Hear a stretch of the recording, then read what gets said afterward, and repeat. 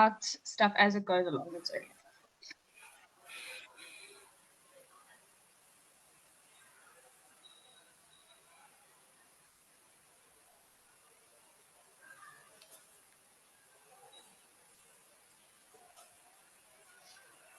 We are live. Perfect. Welcome, everybody, and happy Friday. Thank you so much for joining us from home or wherever you're streaming. Today we are dealing with such an incredible Ask the Expert, and I feel honored to be here with our wonderful support group leaders. My name is Amber Lee, and I'm the support group coordinator at the South African Depression and Anxiety Group. And today, yes, we are touching on such an important topic and something that is a massive element of Sadag, and that is our wonderful support groups. And we're going to be highlighting some of our newest support group leaders that have launched now in September. As you guys know, Sadag has an exceptional amount of support groups. We have close to 200 support groups. So I feel honored to be here with some of our leaders today. And kicking us off into it for today, I would love to hear from the leaders. Let's start off with Claire. If you could tell us a little bit more about why you started, the type of support group that you started, and a bit more about why or how your personal experience has shaped your approach to your support group. Okay. Thank you, Amber. So the reason I started my support group was I struggled with personal loss. And it took me a lot longer to deal with than a lot of people around me thought it should. And my feeling is that grief and loss and the guilt that someone might feel when they lose someone they love, everyone deals with it in a different way. And sometimes the expectations of society or other people becomes quite demoralizing. So I wanted to start a group where basically everyone could come together, know that there's people there for them, there's people who understand, there's people who have been through a similar thing, and actually start dealing with things in an easier, better way. Amazing. Thank you so much, Claire. And I think what you've done is you've highlighted such an important aspect of support groups, is that it's that element of community, of feeling understood, of having someone across the way from you that can really relate to what you're going through and understand what you're going through because they themselves have been in that situation. And I'm now going to go over to Janine, and the same question to you, Janine. You know, why did you decide to start the group that you have started? And how has your personal experience shaped your approach to your group? Thanks, Amber. I'm running the group for abuse and assault. I myself am an abuse and assault survivor and suicide survivor. I know what it feels like to be in the dark and to be isolated and to be in that experience. So my support group is for everyone that has been abused or going through assault or been raped. It's a support group for many things on the levels of emotional. And it's a safe space. It's a safe space for everyone to come together and to express themselves. Connection is most important, and to find the right connections and the people that have been through the same experience as you, and to release our emotional trauma that we have for our mental health and for overall physical health. Oh, thank you so much, Janine. And I think an element that I really appreciate that you highlighted is the fact that your group, and I think all support groups, are a safe space, especially when someone has been through something like you've described, you know, a group for support, a group for assault survivors and abuse survivors. Having that element of a safe space is so important to feel that idea of community and safety. So thank you, Janine. Zendile, you run an excellent group for young adults, which is so important, young adults who are struggling with depression. Tell us a little bit more about why you decided to start that type of support group. Thank you so much, Amber. So the reason why I was specific with a support group for depression is I have a personal experience with that. So as someone that has gone through depression and even a couple of days after being diagnosed with major depressive I wish I could have had this opportunity that we are now giving to people, which is a support group, whereby you have a safe space that is created for you so that you can be able to share your feelings without the fear of being judged. So I think that was the main passion for me, to just create a safe space whereby people can just share their experiences and how they're dealing with depression without the fear of the stigma that is mostly attached to depression.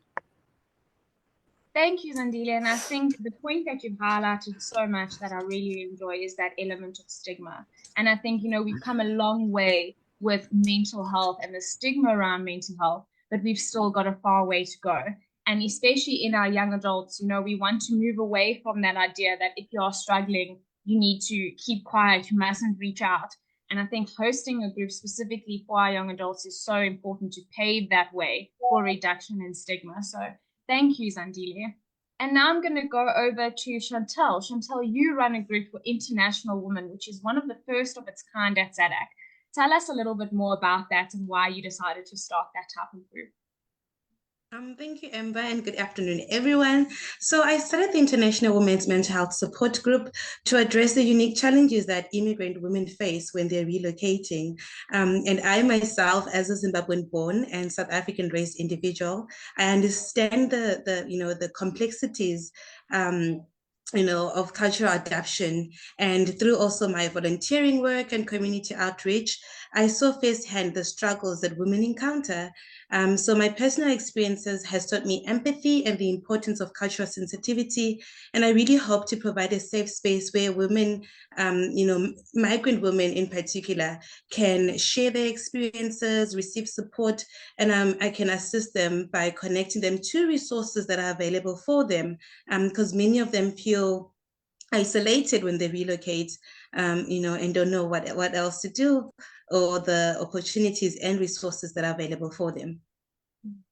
Thank you so much, Chantal. And I think what we're seeing here from our leaders is that something that's so important about support groups is that it is led by someone who has got a passion for whatever it might be, because they themselves have gone through it, or they may know someone who's gone through it. And that personal aspect, that personal experience really brings so much to the group in creating that sense of understanding and community. And over to you, Lara. Lara, you run a group for substance abuse and depression. Tell us a bit more about why you decided to start that group. Thank you, Amberly. I started the substance abuse and depression group in honor of my younger brother, who struggled with substance abuse and then had very heavy depression, which resulted in him committing suicide.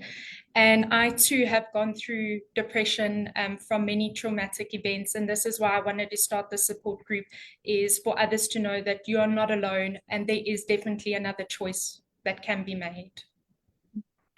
Thank you so much, Laura, and thank you for sharing your personal journey with us. I think that it just further adds to what I was saying of how that personal experience really brings that element of something extra to support groups. If you are lucky enough to have the resources to see a psychologist, see a psychiatrist, or maybe your family members are supportive, that's amazing. And those are great tools. But having someone sit across the room from you, or a group of people sit across the room for you that have been there, and highlights that idea of one not being alone. I'm not facing this alone, and I can get through this because of this community that I'm surrounding myself with. And my favorite thing about today is it's just highlighting to anyone who's watching just this different types of support groups that people can start. We've got for, substance abuse, for international women, for depression, young adults, abuse.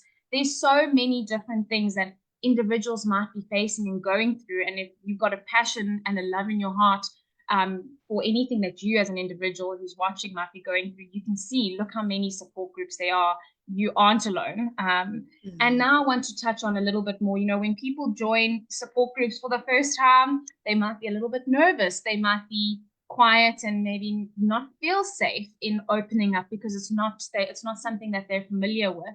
And I'm going to go to Janine now, and I'm going to ask Janine, what methods do you intend to use for keeping group discussions focused and productive, or encouraging new members to speak if they're feeling a little bit nervous? Icebreakers. Icebreakers. get everyone out of their comfort zone. Get out Mm. of everyone's comfort zone and let them interact with each other, that we can do activities together, EFT and TFT tapping, and some emotional release tapping, and some exercises that we can do as a group, and then some homework that we can do. And then when we come back to the group, we can see how the homework had worked and how some breathing exercises and grounding exercises. Amazing, amazing. And Claire, you had such an excellent first support group meeting as well. You had quite a few members join your first one. What methods do you use, and what methods did you use in that meeting, and that you intend to use going forward to keeping group discussions focused? So I think, first of all, the first thing that we addressed was our rules, and we went through emphasizing confidentiality, non-judgment, and there was one other one, respect. So first of all, that is key to our group. A lot of people in our group are really struggling and going through a lot of trauma that they're grieving at the moment. So there were some people that didn't want to speak. They were literally crying on the group. And I think what I tried to do to keep it focused, we did have a discussion point, but then we also asked them questions. So I'd asked the people who were a bit quieter, how are you feeling about this? And if they didn't want to answer, that was okay. We'd move on to the next person. So that's basically how most people, and a lot of people did want to talk. So a lot of people were actually quite verbal. Amazing. That is wonderful. That is so wonderful to hear, Claire. And it's so interesting to see all the different types of strategies that the various support group leaders use. And I'm going to go to you now, Chantal, and I'm going to ask, with a group that's the first of its kind, how do you get conversations going? How do you get them focused and productive? I think confidentiality as well plays a role, just highlighting that, this is a safe space for them, and whatever they share stays amongst us, so they don't have to worry about, anyone else, getting to hear about it. Respect plays a huge role, because remember, these are women from globally all over the world.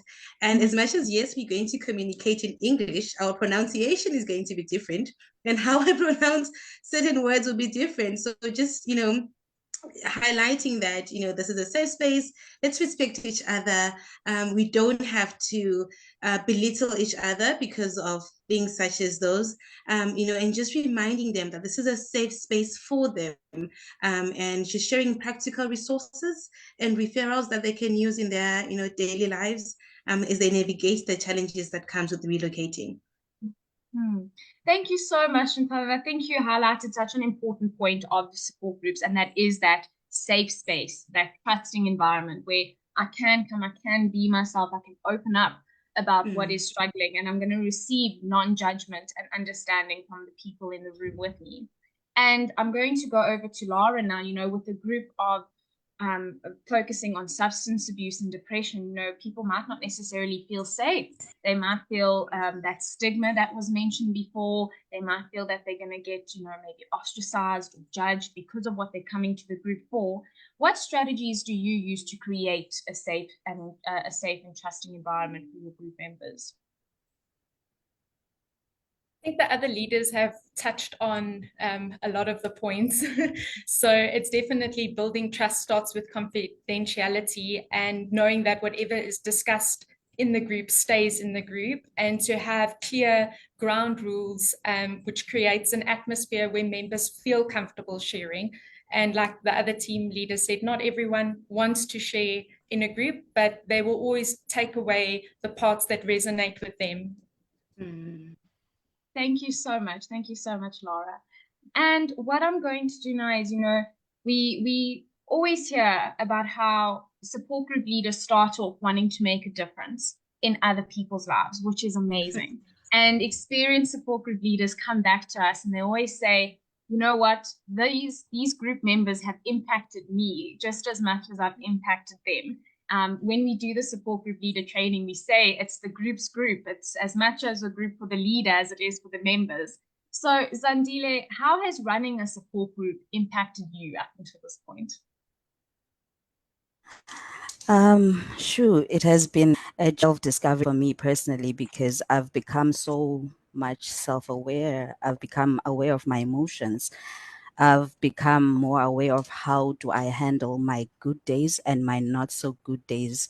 Because as much as you are a support group leaders, but it's also a good thing to hear how other people are dealing with their traumas and their triggers and just generally being able to control those emotions and having to hear different sides of people's stories, it has been very helpful for me personally.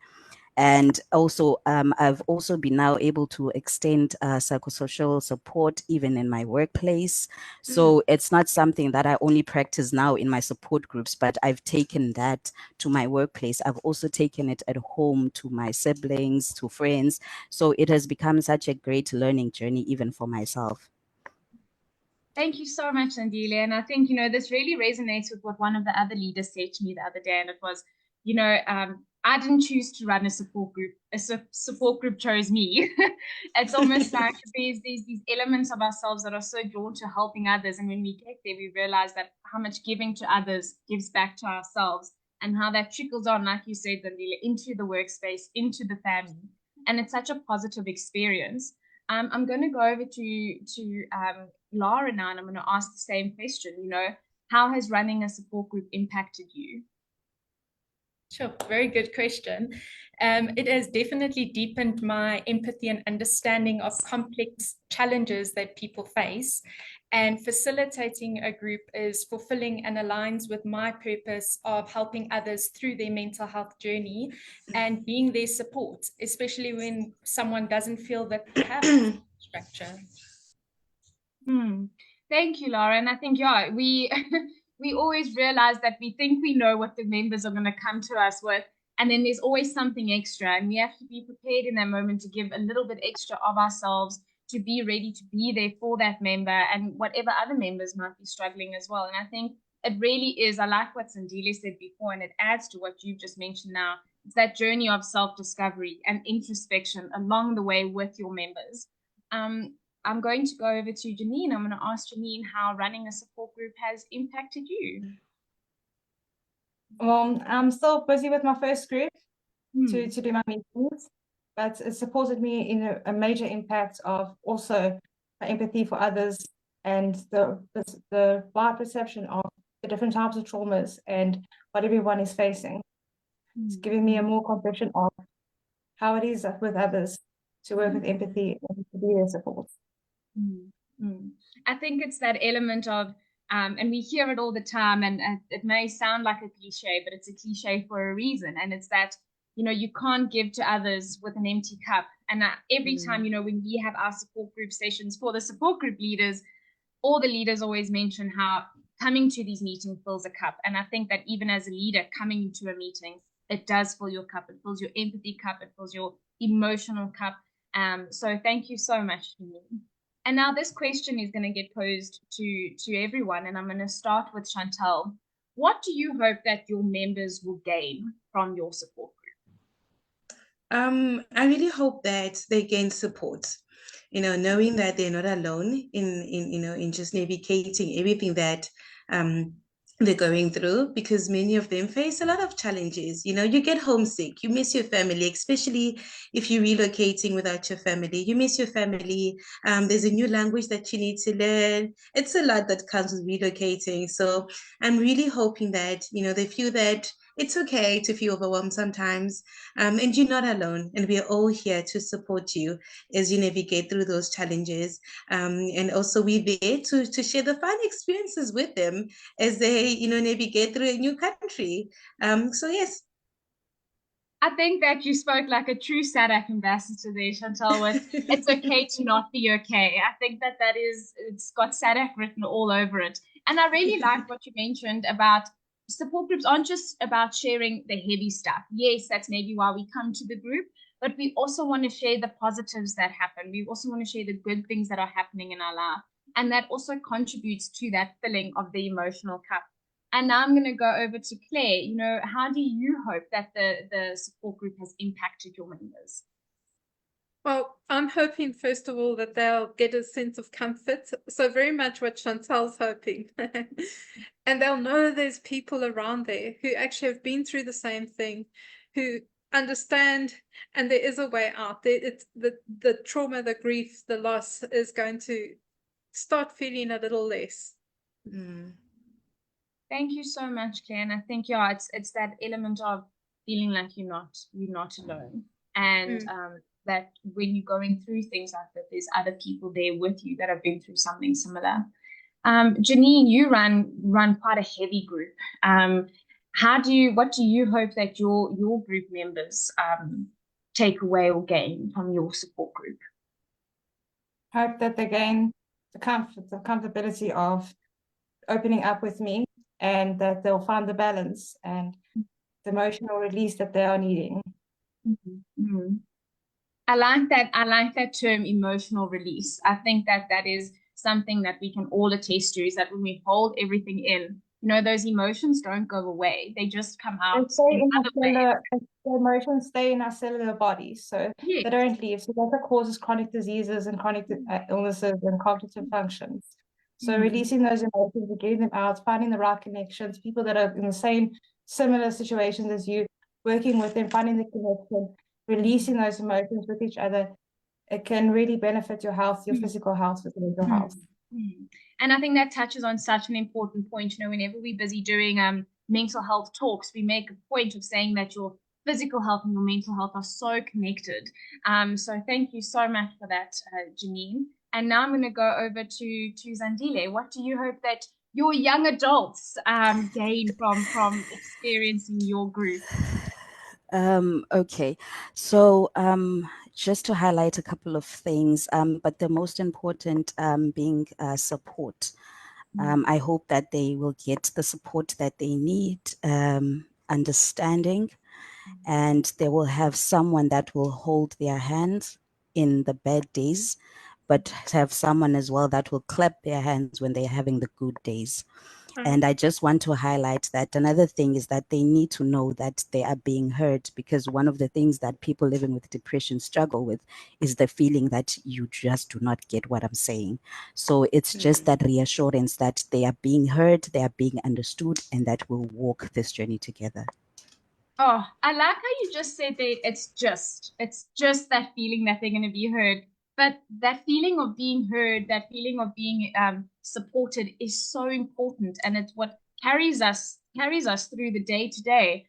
So thank you so much, Sandile. And Laura, over to you. What do you hope that your group members are able to gain and take away from your group? I'm hoping that the group members leave the group with a sense of community support and knowing that they're not alone. And I think the other leaders summed it up very nicely. Thank you so much, Laura. And I think what we're hearing here is it brings me back to something that one of our recent psychologists have said during Sadag's 30 years. And that's, we're in this space of, we're so connected in terms of technology and social media. We technically should be so connected, but people are feeling more and more disconnected. And I think that that's why support groups are so important. We've highlighted some key terms of support, community, understanding. And with all of that comes the umbrella of being connected. And it's something that human beings need. We need to feel connected to others. We need to feel like people understand what we're going through. So I just want to say thank you to all of you. And our last question for the day, which is also going to go to all of our leaders, starting off with Chantal. What would you want those listening to know about your group? Or what words of encouragement would you have to anyone that's wanting to join a support group in general, or your group in particular? So for anyone that wants to join a support group in general, to start with, I want them to know that it's okay for them to seek help. It's okay for them, to seek support, and that a support group is just, there's nothing for them to be scared, because I think many times people get scared, they worry. It's just a group of people experiencing similar challenges that you're going through, and all we're doing is we're meeting and we're talking about those challenges. So please don't let fear stop you from reaching out. Thank you so much, Chantal. And yes, you hit the nail on the head. I think, we've mentioned that stigma. People get so nervous to reach out. because they're afraid of what other people might think. They don't know what a support group is. So yes, don't be afraid. Give it a go at least once or twice, and you'll see what a comforting environment it is.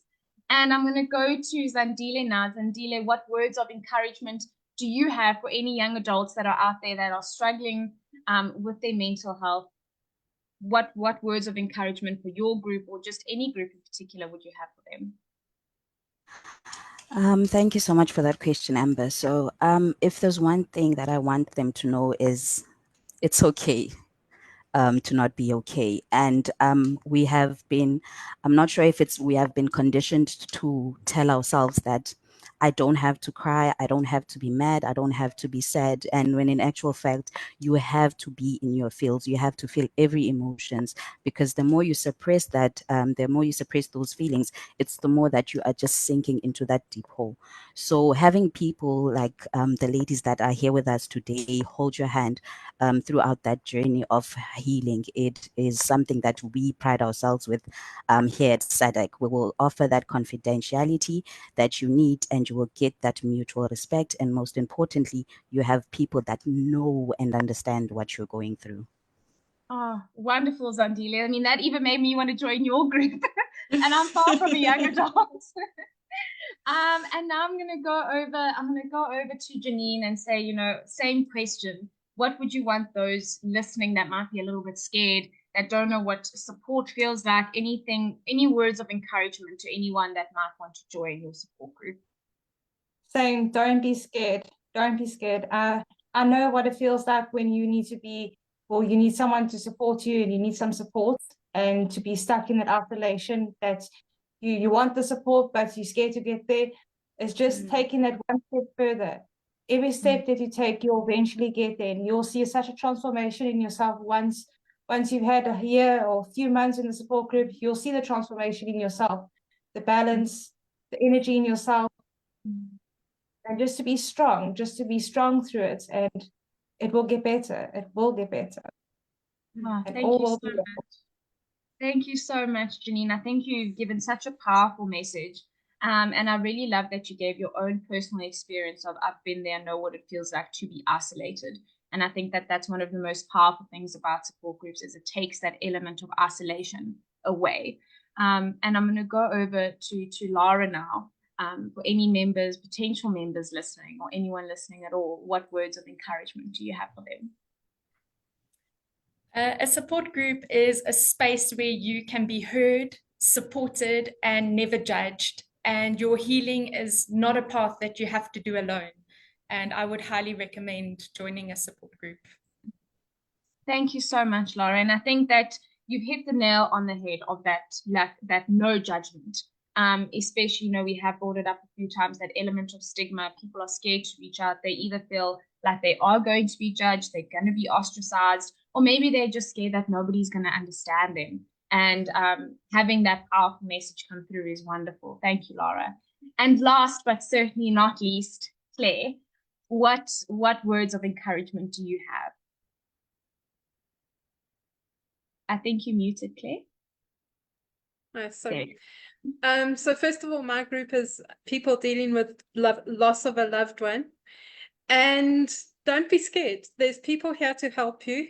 A couple of people who I've spoken to who wanted to join were very nervous about joining. They were nervous about having to speak. We've all been through the same thing.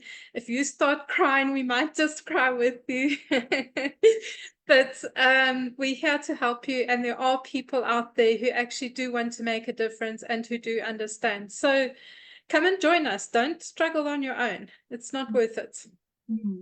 What a wonderful and powerful way to end us off today. Don't struggle on your own. It's not worth it. I absolutely love that. And I just want to take a moment to say thank you to every single one of our support group leaders that are here today, and to all the other support group leaders at Sadag that volunteer their time to run these groups and provide support to people who are struggling and feeling overwhelmed. And if there's anyone that's watching today and maybe you want to join a support group, and maybe what you're going through isn't in line with what these support groups that are being showcased, it isn't in line with that, that's perfectly okay. Like I said, Sadag's got close to 200 groups. I can assure you we most likely have a group for you. So go onto our website, check out the little tab that says support groups. You'll see all the different types that we have. And that includes the lovely ladies that are in front of me today. Their groups and their details can also be found on the Sadag website. But a special thank you to everyone watching us today, and a special thank you to our wonderful support group leaders. Thank you for all that you do, and thank you for having a passion to help others. Bye, everyone. Bye. Thank you.